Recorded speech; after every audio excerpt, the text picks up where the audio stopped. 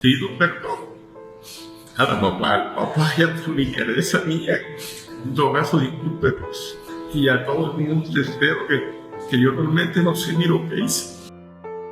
El hombre que aparece en este video implorando perdón es Adolfo Arrieta García, responsable de uno de los más terribles actos y cuya víctima tenía tan solo 9 años. El horror comenzó a sentirse cuando un denso humo y un olor desagradable salían de su residencia, llevando a la policía a descubrir un crimen macabro que dejó a todos sin palabras y con una interrogante que nunca obtuvo respuesta: ¿por qué lo hizo?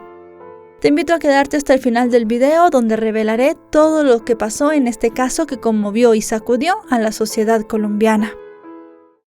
Hola a todos, ¿cómo están? Mi nombre es Lesma, espero se encuentren muy bien. Yo como siempre muy contenta de poder estar un día más aquí con ustedes, muy agradecida de que me estén viendo donde quiera que se encuentren. El día de hoy tenemos un caso sucedido en Colombia, el de Génesis Rúa. Acompáñenme a ver todos los detalles.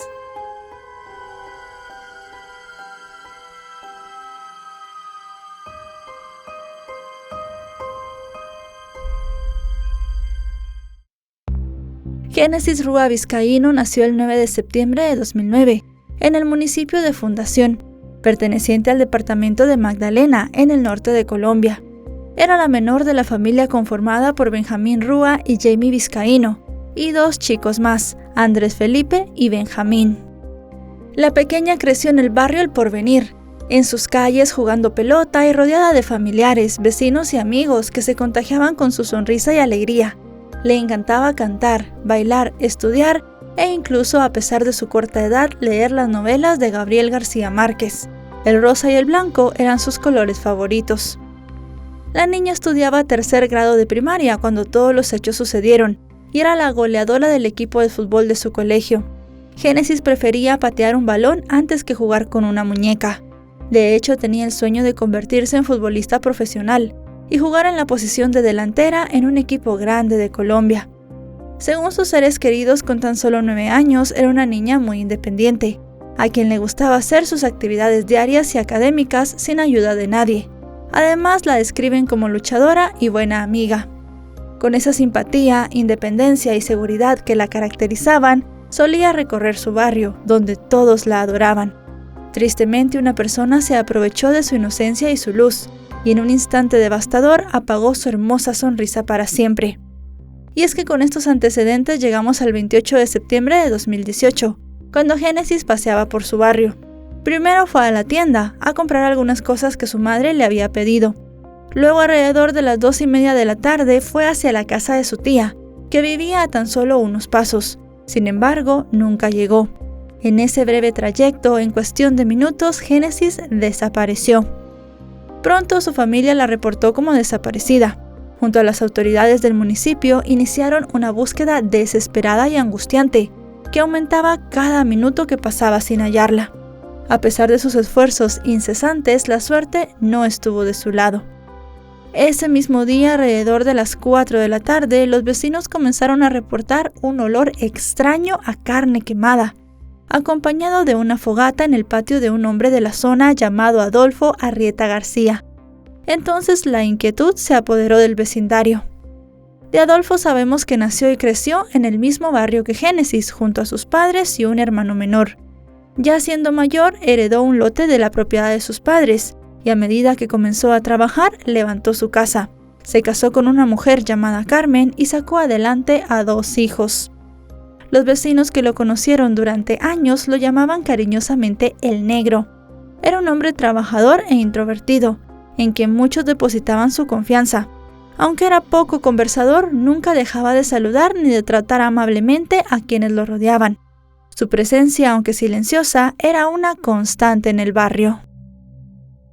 Sin embargo, aquel hombre callado que solo compartía con pocos amigos jugando al billar, de pronto comenzó a evidenciar algunos cambios en su comportamiento. Discutía frecuentemente con su esposa, al extremo que tenía antecedentes por lesiones personales y por haberla amenazado con un arma de fuego.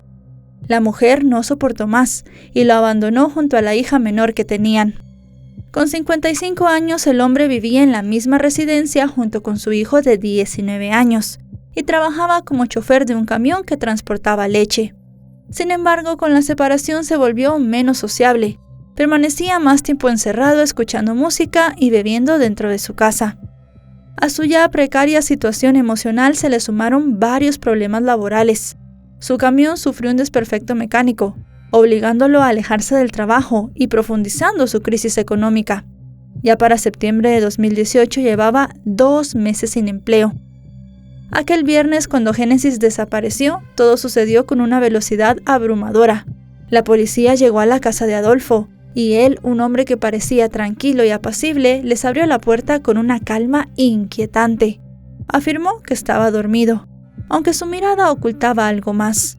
Cuando lo interrogaron sobre el olor y el humo que provenían de su casa, Adolfo ofreció una explicación sorprendente.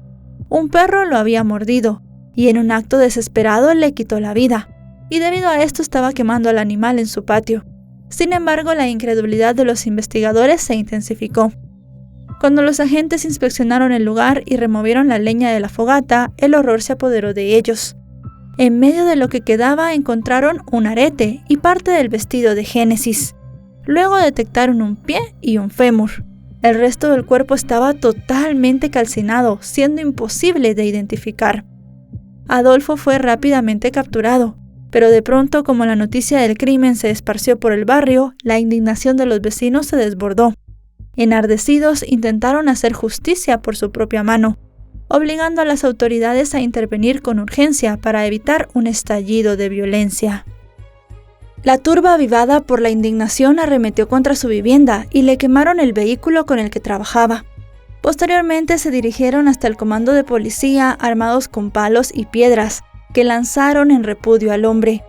Durante su primer interrogatorio desconoció saber los detalles de sus actos y mucho menos las razones por las cuales cometió el crimen. Describió que estaba dormido y que de repente despertó con una gran rabia, ira y furia.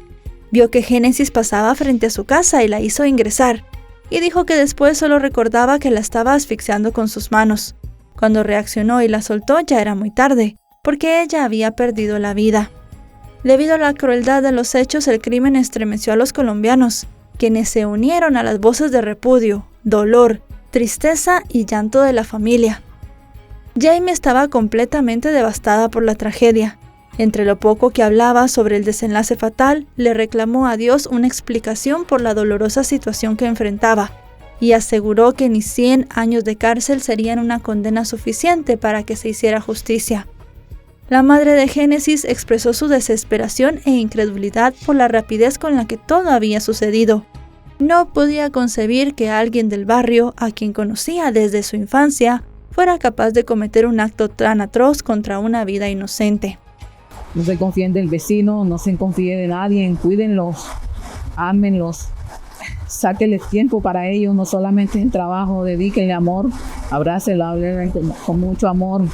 No les pase lo mismo que me pasó a mí, porque esto fue un dolor muy grande. El dolor y la confusión la consumieron, dejando un vacío insoportable en su corazón, al punto que no podía dormir. Por momentos se calmaba con medicamentos, pero luego volvía a caer en un llanto imparable. Aseguró que le habían robado las ganas de vivir. El padre desconsolado pensaba en el futuro de su hija, los sueños que tenía de ser futbolista y cómo se le iluminaba el rostro cada vez que anotaba un gol. Sus hermanos también la recordaron y querían que las cosas se hicieran bien y que su familia obtuviera justicia. Abrácenlo todos los días, no confíen en nadie, ténganlos pendientes, exijo justicia, porque esto que este hombre me hizo a mí, esto no tiene perdón. La misma noche del crimen, los residentes del barrio llevaron a cabo una vigilia espontánea. Las entradas de las viviendas se iluminaron con velas y en medio de mucho dolor, los vecinos fueron vehementes en exigir justicia. La comunidad estaba sorprendida al descubrir que entre ellos existía una persona con un nivel de maldad tan alto, alguien de quien jamás sospecharon, hasta que la tragedia golpeó sus vidas. Para muchos esto se convirtió en un urgente llamado a todos los padres para que estuvieran más atentos a sus hijos. Los residentes del barrio exigían respuestas a las autoridades, considerando que los argumentos de Adolfo eran absurdos e insuficientes. Desde la escuela de Génesis, docentes y compañeros aún no entendían lo que había pasado, y marcharon por las calles en memoria de la niña. Sus maestros la describieron como alguien muy linda y especial para todos los que la rodeaban. También lamentaron profundamente el suceso, abrumados por la tristeza ante la injusticia de que una niña tan pequeña hubiese perdido la vida de una manera tan cruel. Unidos en solidaridad con los padres y la familia, levantaron pancartas que clamaban por un mundo sin más víctimas de violencia. La familia de Fundación, todos, estamos totalmente consternados con este hecho tan emborroso, ¿no? Sinceramente. Conmovida por los hechos, una de las profesoras recordó a Génesis como una muy buena alumna, a quien le gustaba dibujar, leía muy bien y destacaba en su grado porque tenía mucha facilidad con las matemáticas. A su corta edad ya sabía multiplicar y dividir. La marcha en honor a Génesis terminó frente a la casa de su familia, donde lanzaron varios globos de color blanco, acompañados de una petición para que se detuviera la violencia en contra de los niños. Desde el principio, la alcaldesa de la ciudad acompañó a familiares y vecinos. Reconoció la indignación que el crimen había generado en ellos, y por tal motivo decretó una ley seca durante toda la semana, con el fin de reducir el riesgo de alteraciones en el orden público. En tanto, Adolfo fue trasladado a la prisión de Aracataca, pero su llegada al establecimiento carcelario generó alteraciones de seguridad entre los internos.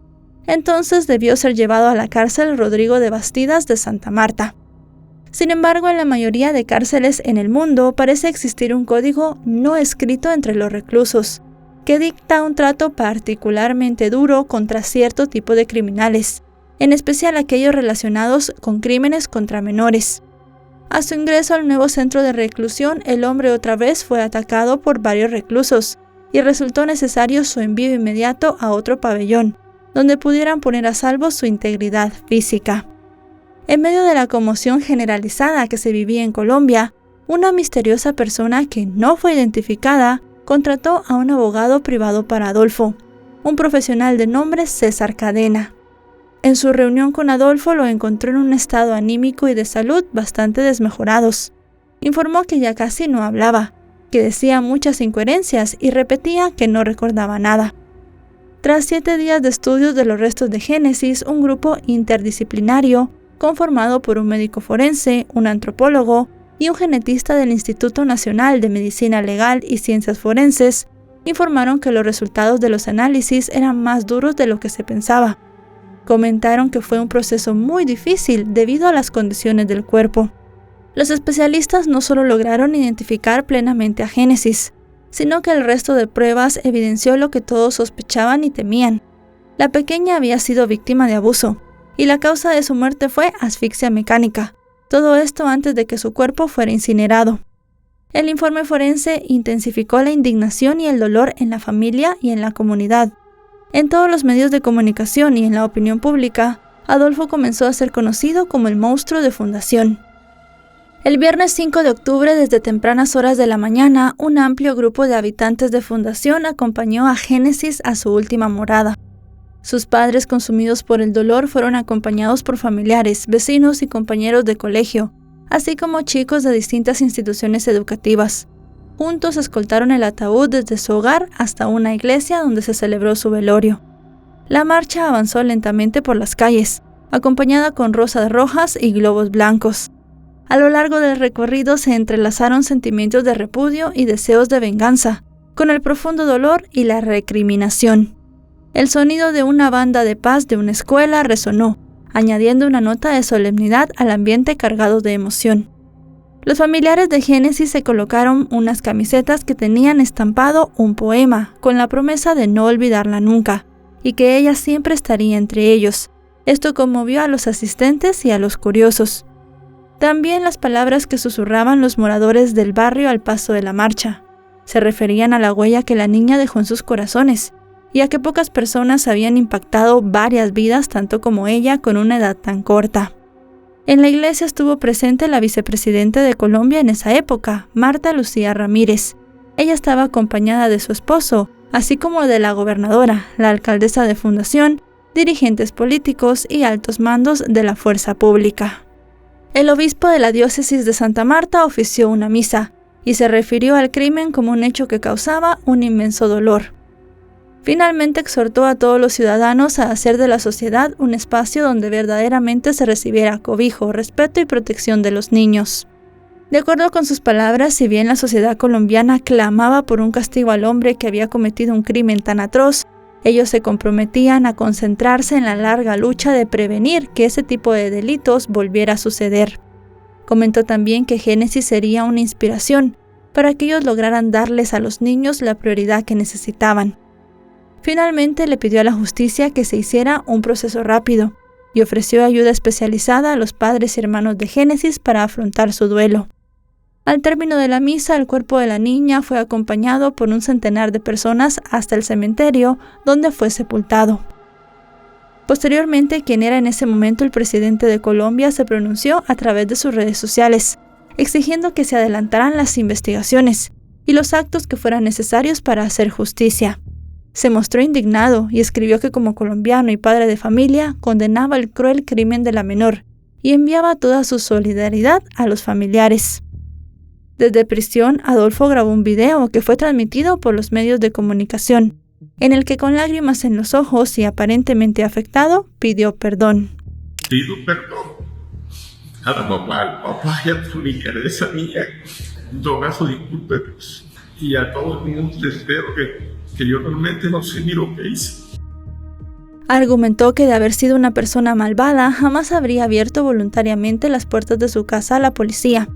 Al contrario, habría huido mucho antes de que pudieran atraparlo, como lo haría alguien sin escrúpulos. Pero esto, como ya sabemos, no fue así. Lamentó haber perdido su casa, su familia y lo poco que tenía, y también rogó por el perdón de Dios. Los padres de Génesis comentaron que jamás podrían perdonar al hombre, ya que les había arrebatado a su pequeña, dejándoles un vacío imposible de llenar. Para ellos no existía la redención de una persona que destruyó su mundo. El mismo día que se sepultó a Génesis, Adolfo fue objeto de 2 agresiones en el patio de la cárcel. Incluso en una de ellas intentaron quitarle la vida.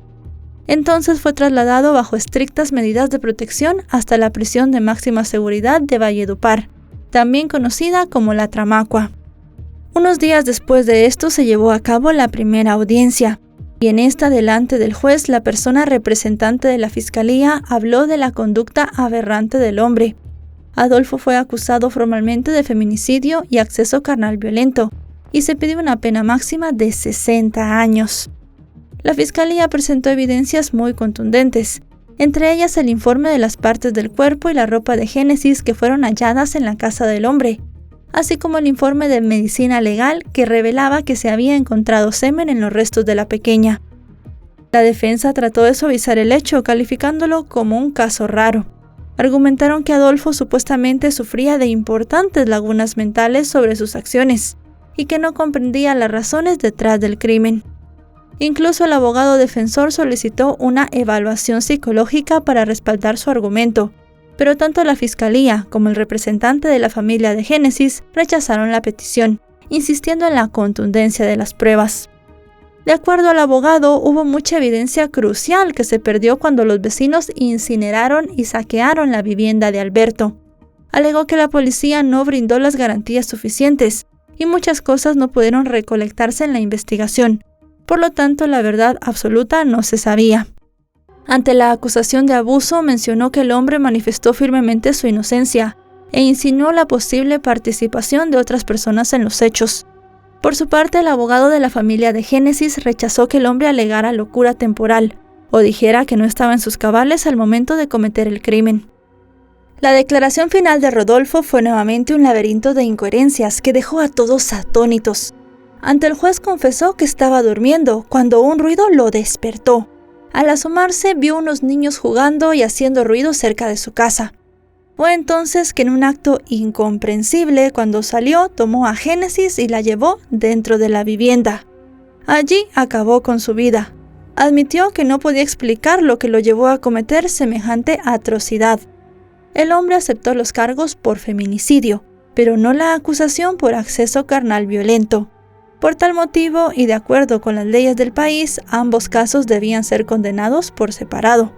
Por feminicidio enfrentaba una pena de entre 30 y 60 años de cárcel, pero en conjunto con el otro delito, el castigo sería el máximo permitido. La fiscalía esperaba que la condena fuera dictada en un plazo máximo de 4 meses. Esto por el delito de feminicidio, mientras que por el otro, el juzgado tardaría más o menos 1 año.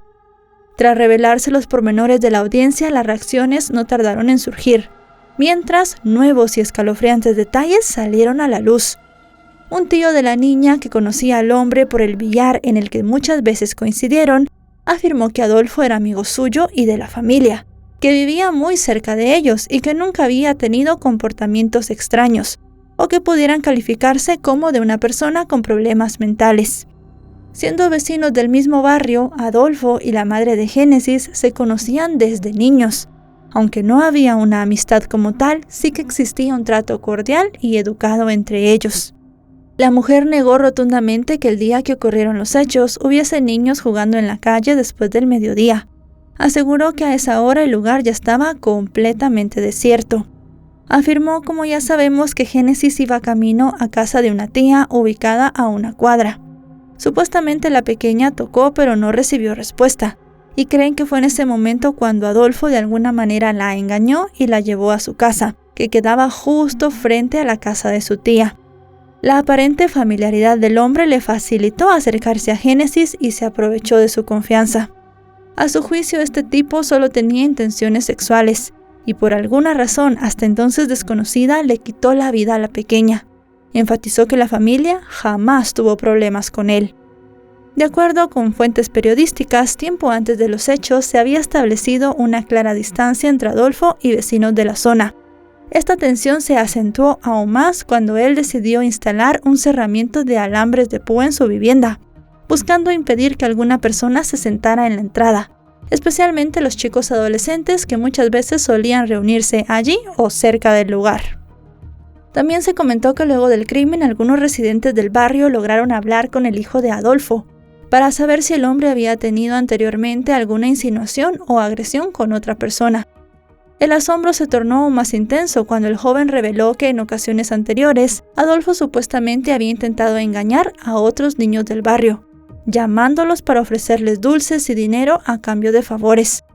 Afortunadamente en esas ocasiones sus siniestras intenciones no lograron materializarse, dejando a muchos niños a salvo. Ante la conmoción y el reclamo social, se exigió que el proceso fuera rápido, y fue así como el 6 de mayo de 2019 se realizó la lectura del fallo. Adolfo se acogió a su derecho de no estar presente, pero sí lo hizo su abogado defensor. Jamie, la madre de Génesis, estaba notablemente triste y quiso ser testigo del castigo que se le impondría al hombre, mientras que Benjamín no tuvo fuerzas suficientes para presenciar el acto.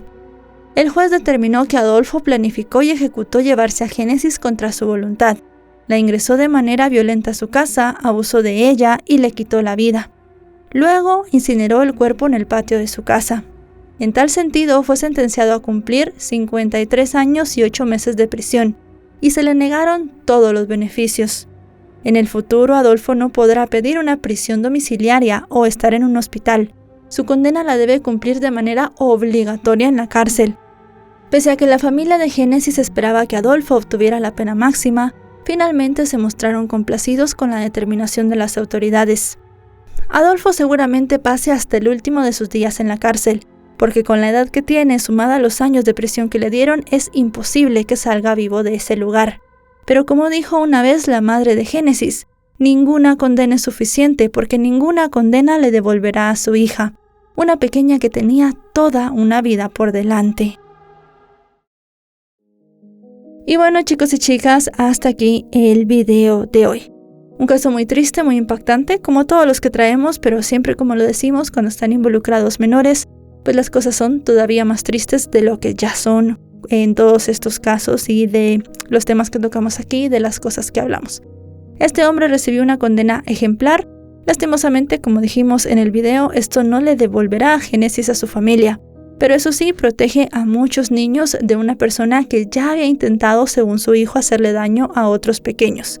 Una persona que realmente es un peligro para la sociedad y está en el lugar que debe de estar, en la cárcel hasta el último de sus días. Si este video les ha parecido informativo, recuerden dejarle un me gusta, recuerden suscribirse si no lo están, actualizo 3 o 4 veces por semana, y si están suscritos les llegará una notificación cada vez que yo suba un video. Me pueden encontrar en mis redes sociales, aparezco como LesmaVR. Ahora sí, nos vemos hasta otro caso. Adiós.